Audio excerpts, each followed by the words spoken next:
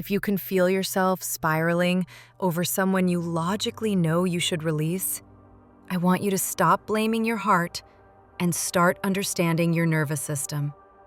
Because the reason you cannot let go is not that you are weak. It is that your brain has tagged this person as unresolved. And unresolved does not feel like sadness to the body.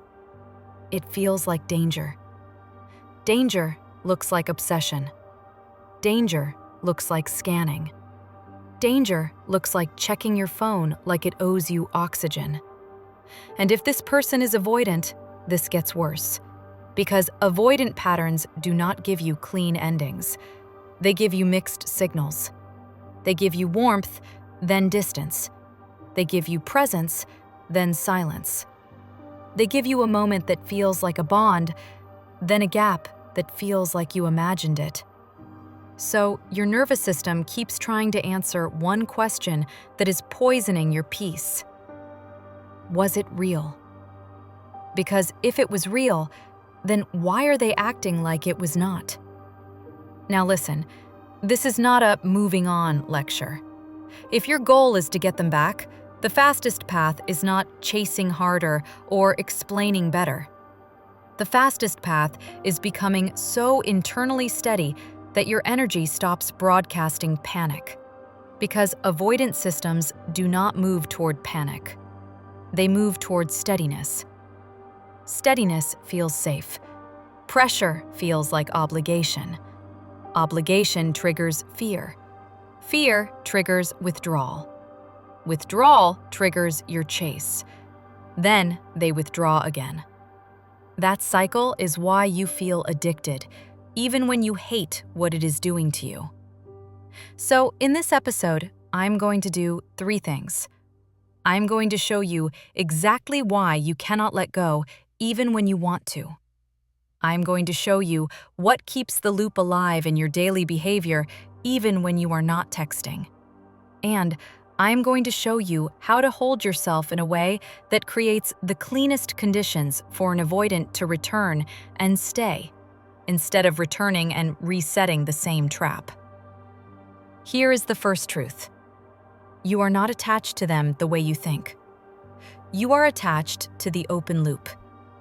The open loop is the unfinished story, the unanswered question, the missing explanation, the moment you did not get closure. Because closure closes the file. Ambiguity keeps it open. And the brain hates open loops. The brain will spend attention like currency until it feels resolved. So you replay, you reinterpret. You go back to the last good moment like it is evidence. You go back to the last bad moment like it is a crime scene. You try to locate the exact mistake, because your nervous system believes if you can locate the mistake, you can prevent the pain. But here is what hurts. In avoidant dynamics, there is often no single mistake. There is a pattern. The pattern is that closeness triggers them, then distance calms them, then they miss you, then they come back, then closeness triggers them again. And if you do not understand that, you keep trying to solve it like a communication problem, when it is actually a regulation problem. Their regulation problem and your regulation problem interacting. Now, the second truth is the one that makes it feel physical. Your nervous system learned to use them for relief. Not happiness, relief. Relief is the key word. When they pull away, your body activates. When they return, your body calms. When they text after silence, you exhale. When they give you a warm moment after cold distance, your whole system floods with safety for a moment. And your brain records that as medicine. So when they disappear, you do not just miss them. You crave the medicine. This is why you can hate the dynamic and still want the person. You are not craving chaos. You are craving the moment your body stops scanning. And if you want an avoidant back, you must respect this. Because relief craving is what makes you destroy your leverage without realizing it. Relief craving makes you answer too fast. It makes you over-explain. It makes you overshare. It makes you collapse into gratitude for crumbs. It makes you try to lock them down the second they return. And an avoidant system experiences that as pressure, even if your intention is love. Now, the third truth is the most dangerous, because it feels romantic. You are attached to the version of them you saw. The version that was soft. The version that felt present. The version that made you think, finally, this is real. And you did see something. You did feel something. I am not going to gaslight you. The trap is not that you imagined the bond. The trap is that you keep trying to turn a moment into a baseline. You keep negotiating for the version you fell for to become the standard.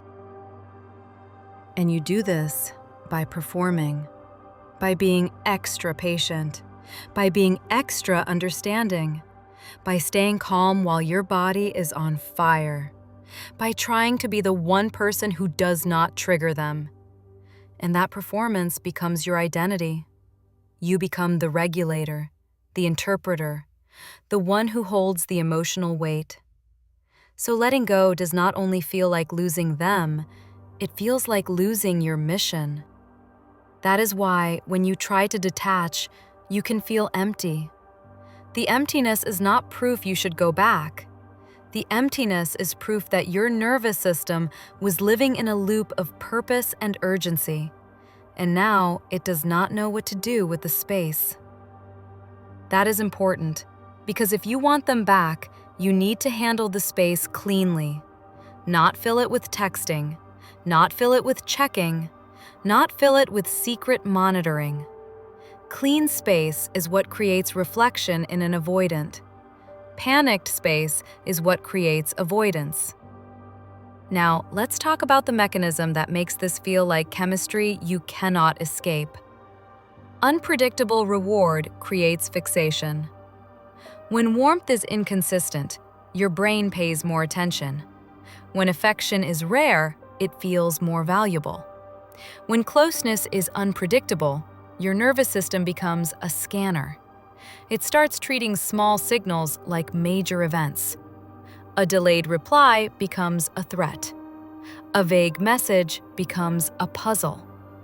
A story view becomes a hit. And then your self-worth starts fusing to outcomes without you noticing. Your worth fuses to a text, a reaction, a compliment, a sign they still care. And once your worth is fused to an outcome, your body behaves like it is in a casino. Every small signal becomes a hit. Every delay becomes a threat. Every ambiguous moment becomes something you must solve. So you call it love, but what is actually happening is your nervous system is trying to buy safety with attention. That is why you cannot let go. Because you are not just attached to them. You are attached to the idea that one more signal will finally settle your body. Now, here is where most people sabotage themselves while thinking they are doing it right. They think the only problem is contact. They think, if I do not text, I am doing no contact. But the loop is not only texting. The loop is attention. It is checking their online status, watching their stories fast, rereading old messages, replaying conversations, imagining what you would say if they came back, waiting for the next sign. That is still participation. That is still access. That is still attachment fuel. And avoidant systems can feel energetic access. They may not name it like that, but they can sense you are still there, still available, still hooked. So nothing shifts. Then, when they finally reach out, you are starved and you collapse. And that collapse teaches them the wrong lesson. It teaches them that distance gives them power.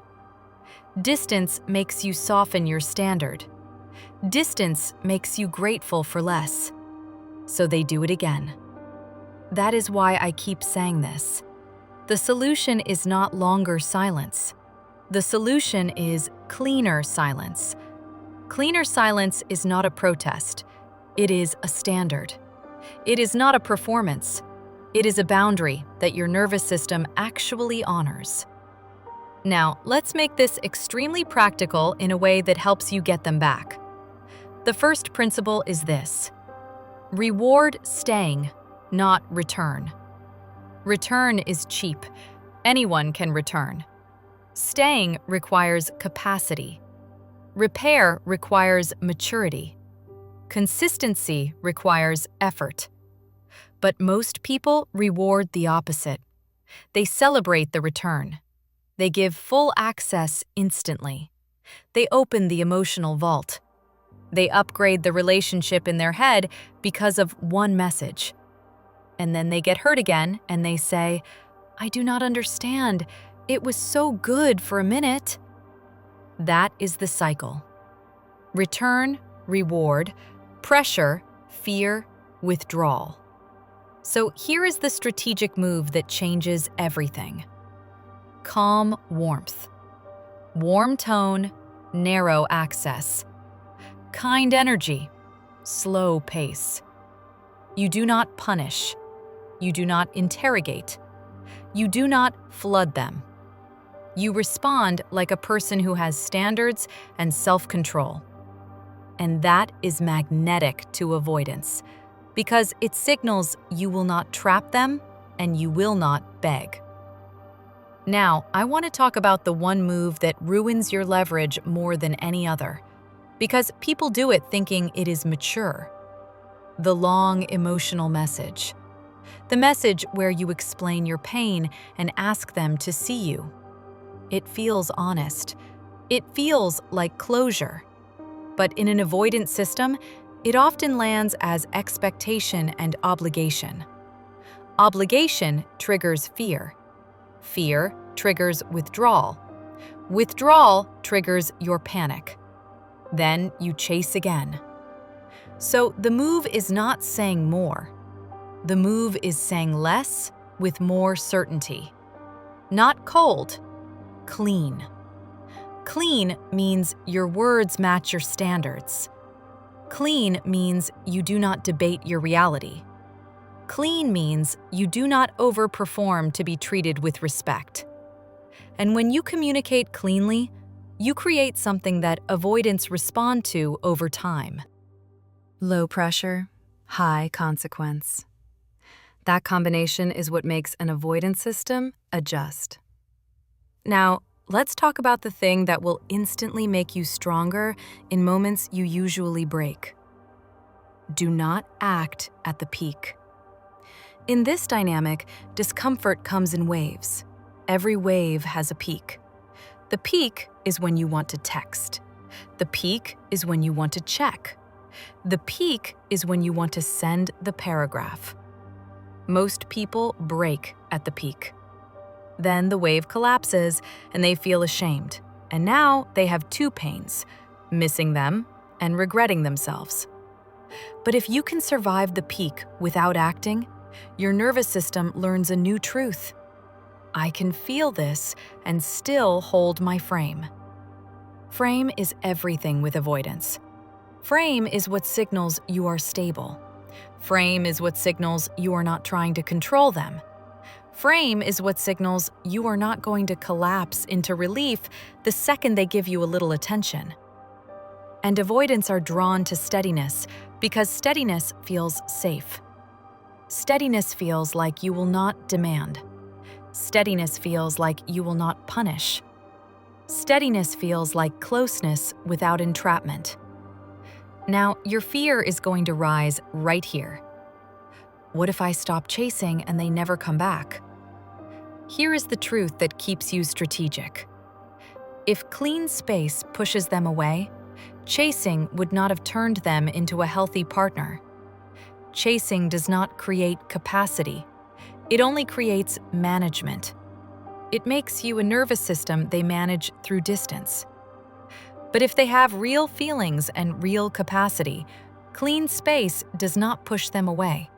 It pulls them toward reflection, because you remove obligation. And once they can breathe, they can feel. This is the part people miss. Many avoidants learned that closeness equals obligation. When you chase, they feel obligated. Obligation triggers fear. Fear triggers withdrawal. When you go silent cleanly, you remove obligation. They can breathe. And once they can breathe, they can actually feel. That is why silence works, not as a trick, as a condition change. But again, it only works if your silence is steady, not a tantrum. Tantrum silence still tries to control. Steady silence simply changes access. Now, let's talk about what happens inside the avoidant when you stop chasing, because this is where people panic and ruin it. At first, many avoidants feel relief. The pressure is gone. They tell themselves, "You are fine." They assume you are busy. That is why the first days can look like nothing.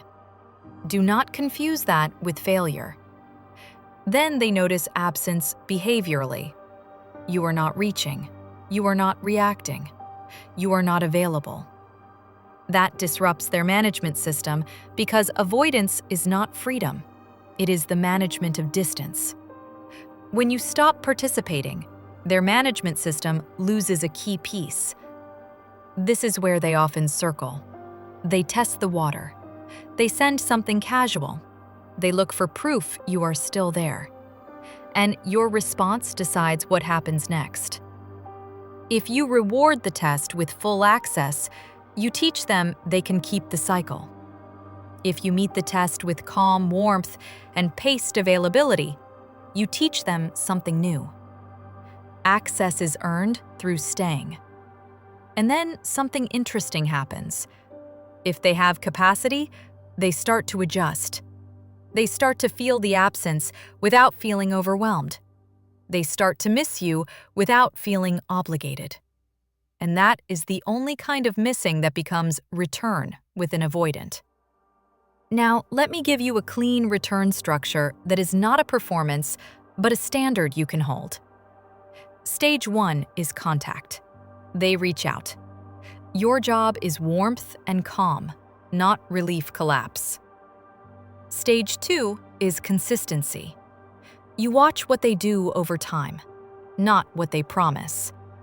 Stage 3 is repair. They start addressing what broke trust. They start showing reliability. Only then do you upgrade access. That is how you get them back without teaching them that a single message restores full entry. Now, here is the line that closes the loop in your brain and stops you from negotiating with crumbs. Words without behavior do not count. When you accept that, your mind stops scanning for hidden meaning, because you are no longer trying to solve their feelings. You are observing their pattern. And patterns become obvious when you stop feeding the signal economy. So, if you take one thing from this episode, take this. You cannot let go because your nervous system still believes the next signal will equal safety. So you stop feeding the signal economy. You do not act at the peak, and if they return, you do not reward attention. You reward consistency, behavior, and repair. That is how you get them back without returning to the same trap. Welcome to PsychBond. You're safe here.